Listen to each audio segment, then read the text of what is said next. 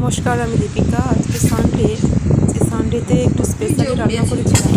ছিল বীজকলা দিয়ে বড়া। বীজকলা দিয়ে বড়া খেতে খুবই দারুণ লাগে। আর ছিল শাক ভাজা, এটা আমচুর দিয়ে শোল মাছ দিয়ে টক। কারা শোল মাছ পছন্দ করে কমেন্টে বলবে। আর এই বীজকলার বড়া দারুণ খেতে লাগে।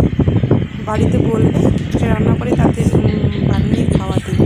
অসাধারণ একটা রেসিপি, একদিন পারলে দেবো রেসিপিটা। আর ছিল ফলই মাছের, ফলই মাছটা আমরা বলি, তোমরা কি বলো আমি জানি না। তবে ফলই মাছের